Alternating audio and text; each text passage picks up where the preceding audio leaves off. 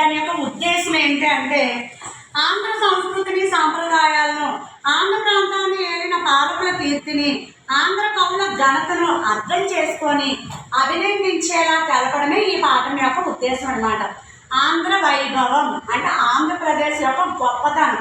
ఈ ఆంధ్ర వైభవం అనేది ఎప్పుడు తెలంగాణ ఆంధ్రప్రదేశ్ కలిపి ఉండేటప్పుడు అన్నమాట. ఈ ఆంధ్ర వైభవం అనేది ఆంధ్రప్రదేశ్ యొక్క కవుల యొక్క గొప్పతనాన్ని, మన సంస్కృతిని, అలాగే ఆంధ్ర ప్రాంతాన్ని పాలించిన రాజుల యొక్క గొప్పతనాన్ని తెలుసుకొని వారిని అభినందించేలా చేయడమే ఈ పాఠ్యభాగం యొక్క ఉద్దేశం అన్నమాట. ఈ ఆంధ్ర వైభవం అనే పాఠ్యభాగాన్ని ఎవరు రాశారంటే శ్రీ కొండేపూడి లక్ష్మీనారాయణ గారు రాశారు.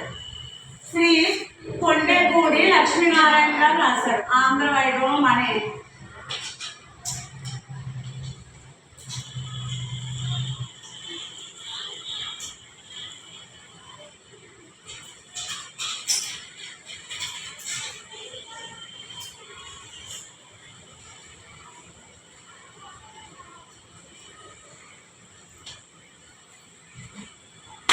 ఓకేనా, ఇప్పుడు ఆంధ్ర వైభవం యొక్క కవి పరిచయం తెలుసుకుందాం.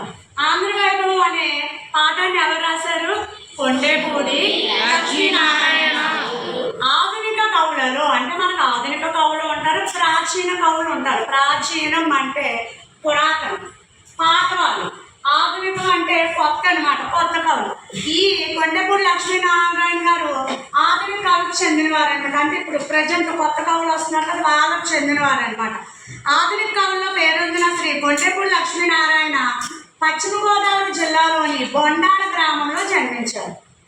అక్కడమ్మ పశ్చిమ గోదావరి, మనకు తెలుసు కదా, ఉభయ గోదావరి జిల్లాలు, తూర్పు గోదావరి, పశ్చిమ గోదావరి.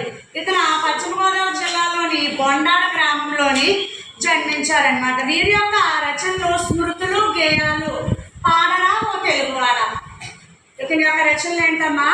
స్మృతులు, గేయాలు, పాడరా ఓ తెలుగువాడ. అయితే ప్రస్తుతం మన ఆంధ్ర వైభవం అనే ఈ పాఠం పాడరా ఓ తెలుగువాడ అనే గేయ సంపుటి నుండి గ్రహించబడింది.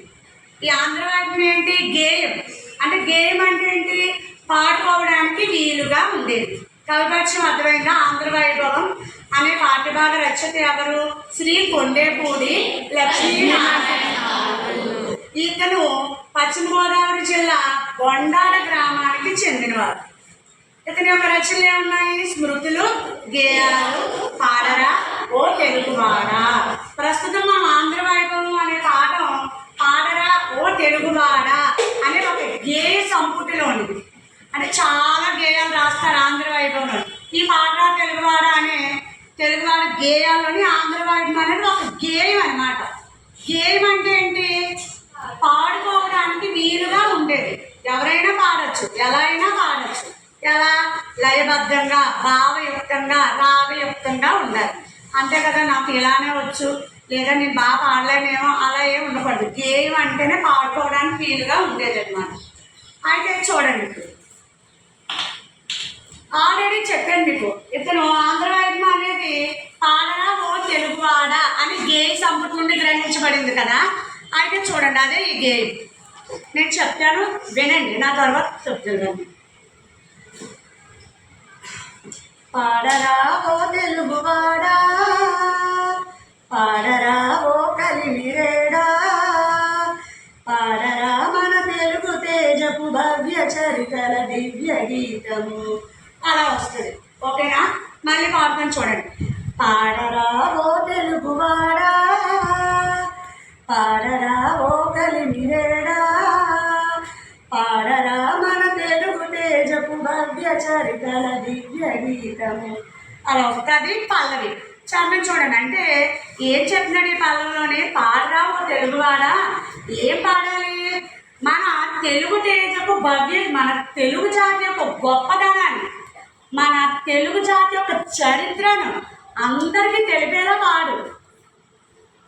ఓకేనా? పాడరా ఓ కలిమిరేడా అంటే ఒకప్పుడు ఆంధ్రప్రదేశ్ ఏంటి, ఎన్నో సిరి సంపదలకు పుట్టినిల్లు అనమాట. కలిమి అంటే సంపద కదా.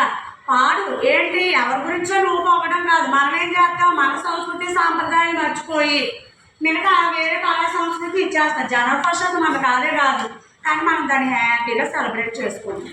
ఉగాది రోజు చక్కగా పడుకుంటాం కదా. ఉగాది తెలుగు వాళ్ళకి అందరికీ తెలుగు సంవత్సరాది నూతన సంవత్సరం ఉగాది పండుగ. అయ్యో మేము ఈ పండుగ చేసుకోవాలి అంటే నువ్వు తెలుగువాడు కాదా, పాకిస్తాన్లో గట్టేం పుట్టి ఇక్కడ ఎవరైనా తిరిగారు ఏంటి ఇవి చేసుకోమని అంటారు. అవి ఏం పండుగలు అంటే ఆ సీజన్ బట్టి అది జరిగే పండుగ అనమాట. ఓకే, ఇప్పుడు చరణం చూడండి అమ్మ. ఒకసారి మొత్తం అంతా పాడి తర్వాత ఎక్స్ప్లెయిన్ చేస్తాను నేను.